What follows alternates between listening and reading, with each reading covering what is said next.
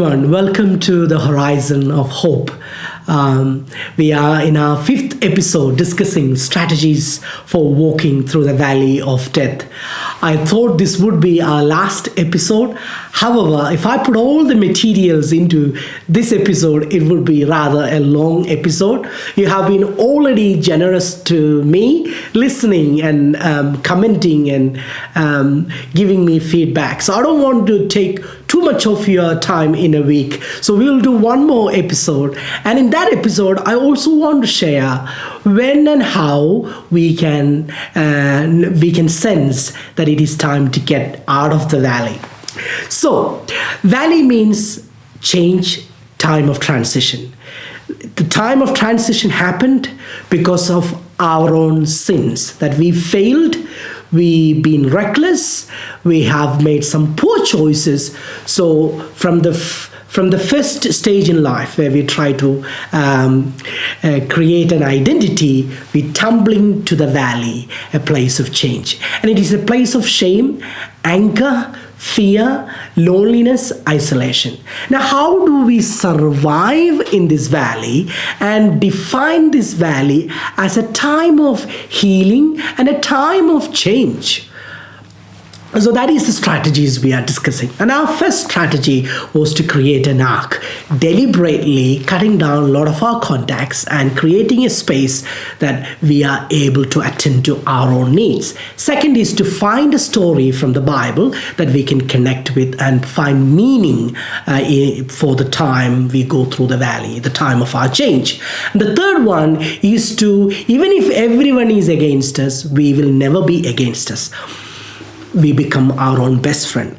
And the fourth strategy was to stay close to the reality by asking questions that puts us in the here and now, rather than thinking about the past or about the future. We keep asking questions about the here and now, like what is happening to me, and stay close to the reality.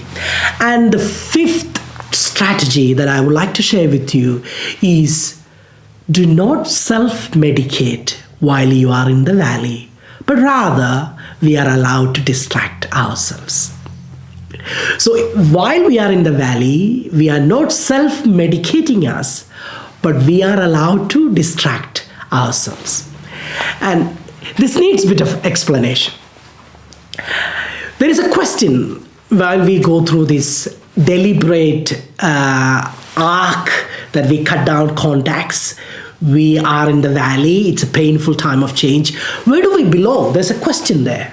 Well, who do we belong to? Where do we belong to? Because I have plucked myself from the people I know, from the things I know, to a different sort of existence. I created an arc. Now, to whom and to what I belong? In the valley, we belong to the valley. We belong to the change. We belong to the isolation. We belong to the shame. We belong to the fear. We belong to the anger. In other words, we are not trying to belong to people or things, but rather we belong to the realities of the valley. The realities of the valley, of the anger against people who have caused our change, or people who have criticized us or judged us, or the shame because we don't want, we came tumbling down into the valley, or the fear about the future. All these realities in the valley begins to become our best friends. In some sense, it's good that we don't have any other belongingness. So if I belong to someone who tells me, oh, Father Bonnie, you shouldn't have done this, you need to fight. It's like, what is the point of belonging and connecting with someone who is giving me a sort of feedback loop that I want to hear a certain message and he's only giving me that message? Why would I belong to that person? He's not helping me to think otherwise. He's not helping me to make changes in my life. So it's better for us to belong only to the valley, where there is no feedback loop of we are only listening to what pleases us. But in the valley, there is a strange reality of shame and fear and anger and everything. And they are not going to give us everything what we like to hear, but they are going to give us stark realities that will force us to change if we are very honest in the valley. So, what do we belong in the valley? We belong to the valley, we belong to the change. So, our anthem would be, stand alone and brave the valley. Stand alone and brave the valley. We would have initial time of struggle. We will struggle with the shame, we struggle with the fear, we struggle with the anger, very upset. There is a lot of meltdown, but eventually we begin to love the valley. So I wrote this down. Isolation becomes solitude. I don't have anyone with me. I'm in a new place. When I was going through the valley, I went to another city. Not many people knew me, and I didn't want to be known. So initially I felt it was like an isolation.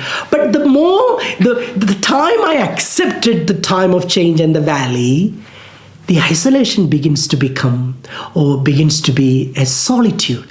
This is good. I have a lot of time to attend to myself rather than pleasing others. Then shame becomes a signpost.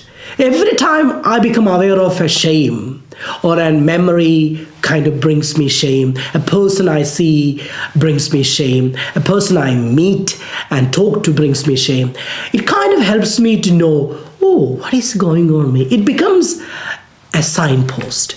And anger becomes energy. When I become angry, like self-anger, like I messed it up, I should not have done that. Instead of kind of self-pity activity, it becomes an energy. No, I'm going to change myself. I'm going to do what it takes to get better, a better version of me. And then the starvation we experience in terms of friendship we lost because we made an arc, in terms of company and comfort and encouragement and the people we knew, the support we knew, we lost because we created an arc in the valley. That time becomes a time of gratitude. So every starvation, physical, spiritual, emotional starvation we experience in the valley becomes an opportunity for becoming grateful. So I've been so blessed with so many friendships, so many blessings in my first stage of life, and because of my ego playing up, I took all of them for granted. Now that I'm in the valley, I think of all those blessings and I say to God, you have been so good to me. I become grateful. So we belong to the valley, and everything in the valley, every negative experience in the valley belong to us, and then eventually we fall in love with them and we transform them as positive things that gives us energy and motivation. So, however, there is a danger there. If you don't accept the valley as the way Jesus accepted the cross. Now, when Jesus accepted the cross, the disciples stopped him, especially Peter. Don't go to the cross. And Jesus said, get behind me, Satan. And what did he say? Clearly to Peter, the Son of Man must die. See, that is the point that we begin to belong to the valley. The moment I say, I come tumbling down from the valley, into the valley from all the glory of the first stage in life, and I had my tantrums of crying and getting upset, but then I begin to say, this had to happen, otherwise I would not have changed. The Son of Man, Bonnie that I know, must die to find Bonnie that God knows and God wants, and that in his plan. So Jesus said, the Son of Man must die. So when you and me or someone who is going through a time of difficulty is able to say that I have to die, that's the moment from then on, that person begins to belong to change, belong to the valley. And every reality in the valley belongs to that person. And every negative experience becomes a positive motivations. But the danger there is to self-medicate.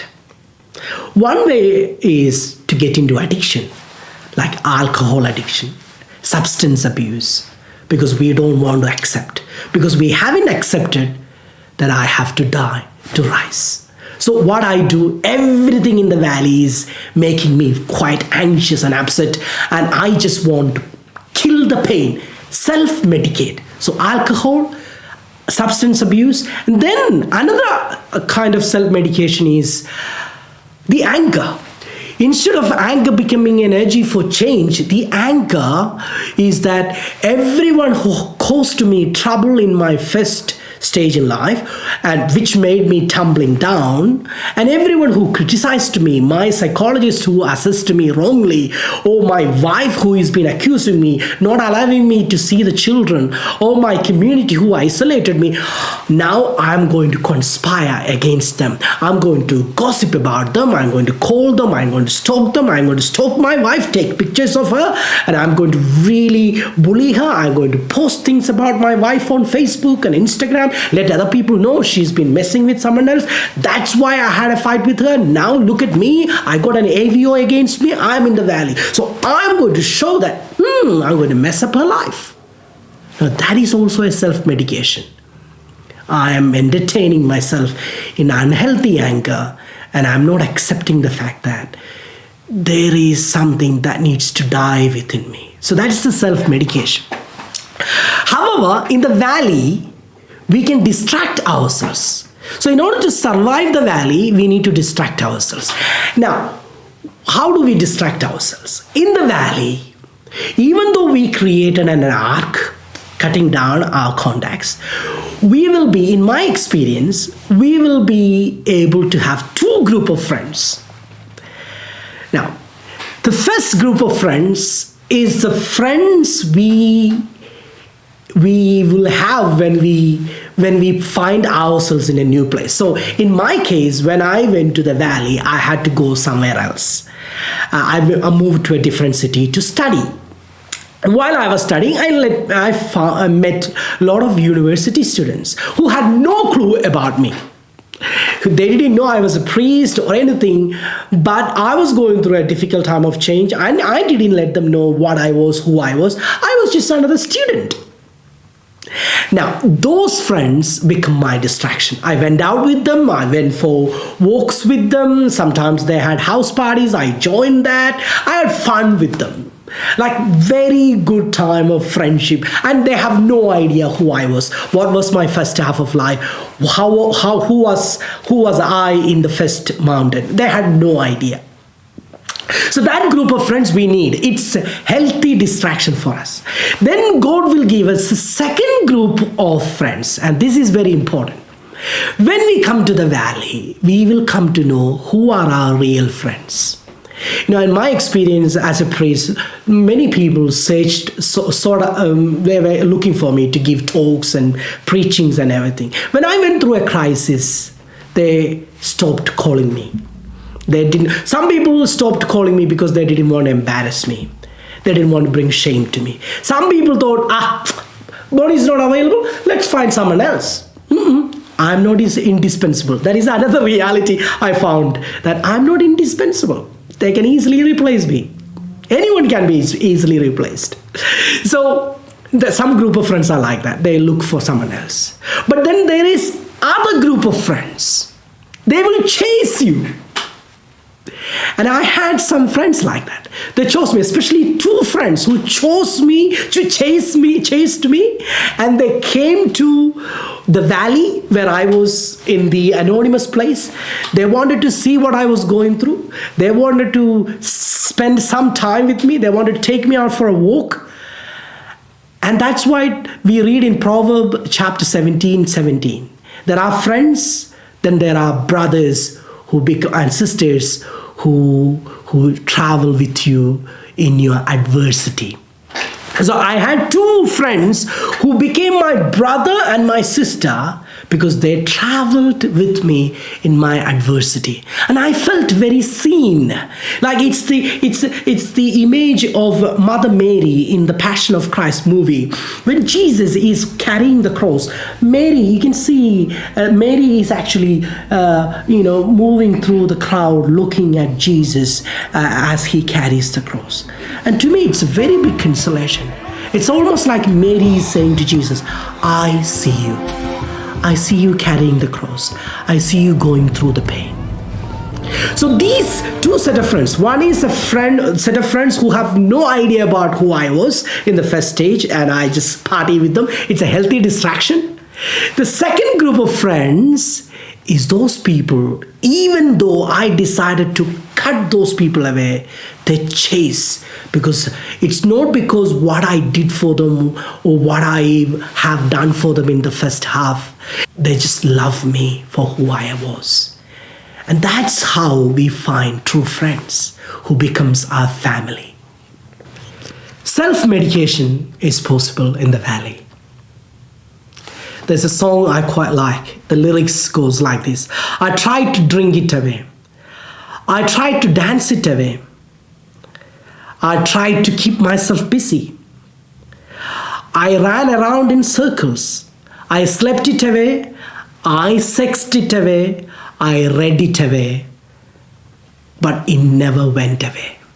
See, that's a song very apt for self-medication. It's by Solange Knowles, an American songwriter. I danced it away, I slept it away, I drank it away, I sexed it away, I slept it away, but it didn't go away. We belong to the valley, and every reality in the valley belongs to us. The belongingness begins when we accept the Son of Man must die. I have to die. There are things has to die in me. A new behavior, new attitude has to listen in me. That is the moment of belongingness. The temptation is to self-medicate the pain. But we are allowed to have healthy distraction. And God will provide. Jehovah Jireh, Abraham said to Isaac, God will provide. In my case, he provided me a set of friends. I don't even call them now. I don't know where they are. But at that time of the valley, those set of friends were my healthy distraction. And then the other two people who came and chased me into the valley and wanted to know my life, they now have become my close family. Our friendship have become so deeper, almost like agape friendship. Jehovah Jireh, Son of Man must die. We have to die to ourselves to become a new creation. We have to belong to the valley, and everything in the valley has to belong to us. So if anyone of your friends or you yourself are going through a time of transition, and if they are self-medicating themselves, give them healthy distractions, or show them healthy distractions, or be a healthy distraction in their life so that they can bear the pain in the valley. They can go through it. God bless you, and I will see you next week in our last episode, I promise you. And then we also will discuss when and how we will get out of the valley. Bye-bye. Thank you. God bless you.